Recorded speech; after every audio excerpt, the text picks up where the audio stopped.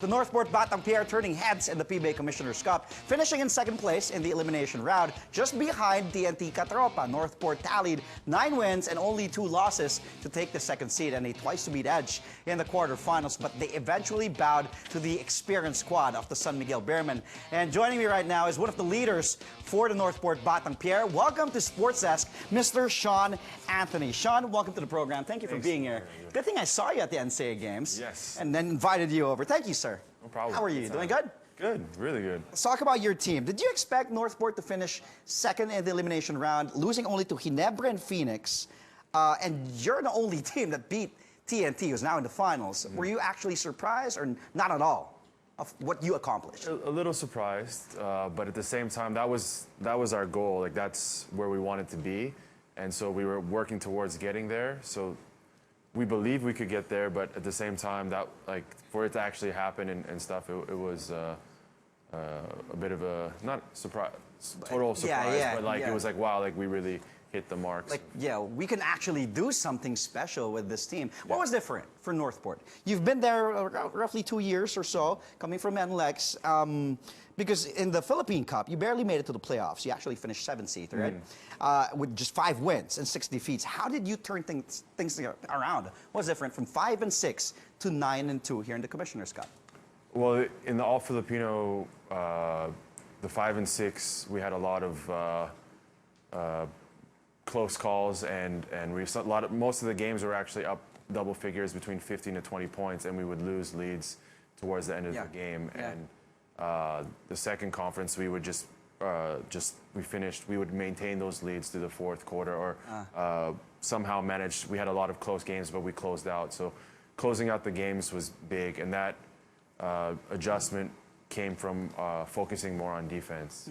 So Coach Pito was making defensive adjustments all conference long, because we were the worst, I think, defensive team last conference. In the Philippine Cup, It's been a history that Northport isn't the best defensive team, so we really shifted that way, and then management even went towards getting like a defensive-minded import rather than like a prolific scoring import, and that focus on defense, I think, brought us with the ability to close out games. I'd have to agree with you, because that became your calling card, right? With Ibe, you guys, Tautua, Sean Anthony, you guys were really like a good defensive team this conference. And one of the biggest stories, actually, for Northport in the Commissioner's Cup, of course, that big trade. That big trade, blockbuster trade, involving scoring champion Stanley Pringle. He was sent to Barangay Ginebra, of course, for Sol Mercado, Kevin Ferrer, Jervy Cruz.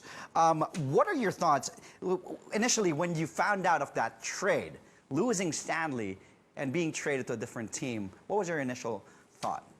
Well, Stanley's been a huge part of this team over the years, and he's close to everyone still now. He'll message guys before games and check in on us. Really? Yeah, like he was messaging Nico on his first game back, where Nico hit 3 threes at the end of the game. You know, he told him to be aggressive.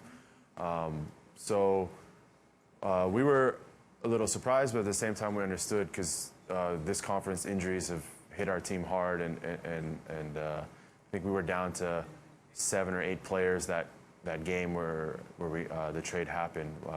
So we were playing with only 2 guys off the bench, and if, let's say, 2 guys fouled out of the game, we might be down. I remember you had, I think, 7 or 8 players at one point that were active. Yes. Right? Yeah. That was really difficult. What do you miss most about? First of all, do you miss Stanley Pringle? Of course, having a You're close to the guy. What do you miss most about Stanley, having a Stanley Pringle on your team?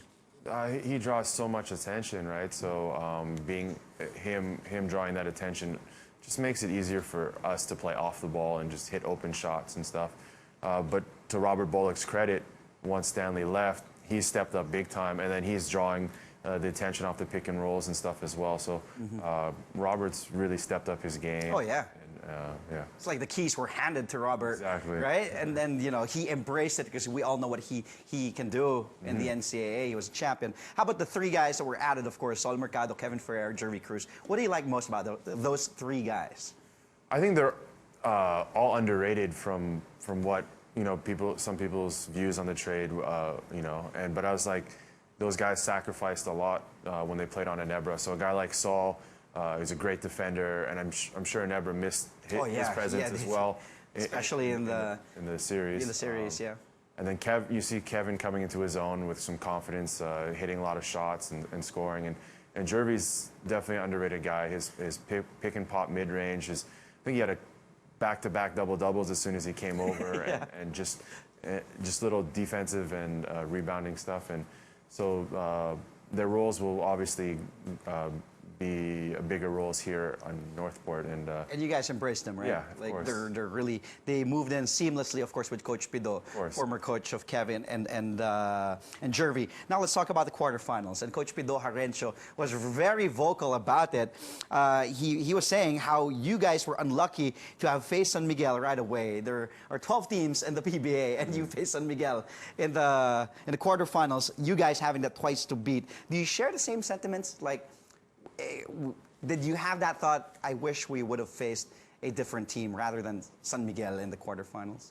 Not me, because our goal was to get to the finals and compete for that championship, right? So if you're going to get to that level, you're going to have to beat a San Miguel, Talkentex, or an Ebra to get to the finals and compete for that championship, right?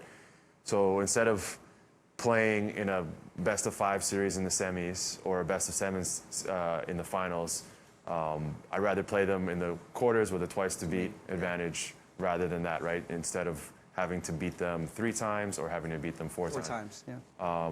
And you beat them in the elims. We beat them in the elims, but that was their first game coming back off the All-Filipino Championship. That was, a new import, so that didn't really count, and so.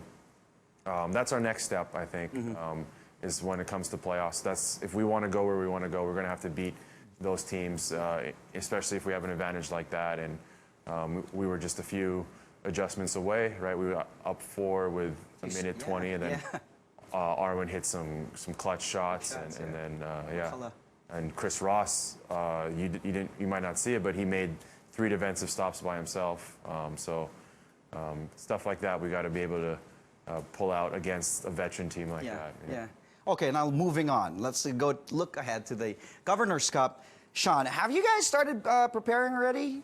Do you guys have an import for the Governor's Cup? Of course, there's a high limit here, like a smaller import, but have you guys already started training and talk amongst yourselves what kind of import and who you should get for the Governor's Cup? We'll start practice on the 15th. Okay. We haven't exactly picked an import yet. I think the management is looking for someone similar, like to Prince Ibe, a defensive guy who buys into a team system and stuff like that, rather than a super prolific scorer that will sacrifice on defense.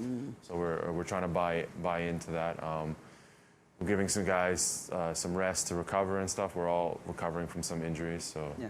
Sean, you've been quite a journeyman ever since you joined the PBA back in 2010. It's like you going to a different team to another. Before Northport, you went to NLEX and a couple more teams, right? Oh yeah, a whole bunch. Okay, on my draft night, I was traded. Draft night, you were traded right away. 21 to Powerade the very first night. Can you say now, Sean, at this point in your career, because we all know what you can do. You're double-double, you're a hard worker. You found a home here in Northport? I think so, yes. I think they've embraced me, and I think we get along as a team, and I get along with Coach, and I think I fit his system and what Coach Pito wants, and management. So I can see myself being here for a little while. What is it like playing for Coach Pido Harencio? Because when you ask players, they'll say, because he's passionate. He's a passionate coach. People say he's a player's coach. But what can you say when you describe Coach Pido Harencio? Well, his key words are pride, puso, and balaban. Yeah, pride, puso, palaban. Right, so it's like your version of Never Say Die. Exactly. Right? So that's how he wants the players to play on the team. So he's emotional sometimes, and he gets into it, and he's a tough guy, and it's always nice to play for a coach that's played as well, so he understands from the player side. Yeah. So he gives guys a lot of confidence. He was a shooter, the fireman, right? Yep. For Barangay. So if guys have a couple off nights, he's not going to be the one to tell you to stop shooting. He's like, if it's open, shoot it, and I think that gives like a guy like Kevin coming over, right? He hit, I think 6 threes. 6 threes, game, right? It's stuff like that, right? And a guy like Bolek, when you have a coach that gives you confidence like that, guys can do well. Yeah. Since you mentioned Bolick, he's been getting a lot of attention this season, and rightfully so. Robert Bolick selected number 3 overall in the draft. What can you say about Robert? Because like what you said earlier, that when Stanley was traded, because Stanley's like his mentor. When he came in, Stanley was there, right? But now he's like given the keys. You know, you give him the pick and roll, the pick and pop. He's like, he has the keys to this Northport offense now. What can you say about him and how big his confidence and how he has stepped up, especially in this conference for you guys? Well, I think one of the big moments that I knew he was mentally tough was in our rain or shine game. We were down 25, I think, going into the fourth quarter. And then we brought it all the way to being down 1. And on the inbound play, or sorry, we were down 3. And on the inbound play, he turned it over. And so we picked him up and we tapped him on the butt and we're like, hey, let's go next play. And then the other possession, he drove, boom, hits a 3 to put the game in overtime, right? He didn't crumble and whatnot from a major turnover. We got the stop and he made the play the next. So I thought that was a big stand on his mental toughness, and it just shows how confident he is as a young guy and whatnot. And all the guys like him. Yeah. How's your relationship with him? Oh, really? Because you know he considers you as a kuya, Yeah. like a big brother. He always calls like Kuya Mo, you, Kuya Sean. Yeah. So he calls me Kuya, and we get along. He's usually the first one in the gym, and we get shots up. He likes to play like these little games with like a stick to make him different. Yeah, so we goof around and we have some fun and do some stuff. So he's a kid. He's a kid still, you can tell. All right, Sean, 9 years. Wow. 9 years into your PBA career. Is there something else that you want to prove or anything else that you want to achieve? Like, what else do you want at this point in your career in the PBA? Championship, for sure. Just win the championship, lead a group of guys, and I have nothing to prove individually. I just want to help our team get better and win a championship. And so I think we got a great group of guys. Robert stepping into his own. Mo's had I think Mo's probably most improved player for you guys, not for even the whole league, league. And then we got a good group of guys. So. You think you can get that championship with this group of guys, with this team, Coach Pido, with Northport? Yeah, I think if with the right import and the right run, I mean, it's going to take a lot of work and a lot of commitment, but I think we can pull it off. Yeah. Quickly, before I let you go, I see you at the NCAA games. Do you consider coaching after your playing days? I'm not too sure about coaching yet. Right now, I'm working on a finance. I'm doing my CFA. Okay. Wow. So working on that, and probably want to go into asset management after basketball. But coaching is always an option. I have a passion, and of course, our management is with Letran, Coach Boss Bonnie, Boss Wyatt, Coach E. They're all there. So I maybe help out once in a while. You help the Letran Knights. Thank you, Sean. Thank you for being having me. Thank you for the talk, man. No. Thank you for coming by. Oh, you're always welcome here. Again, PBA star Sean Anthony of the Northport Batang Pier.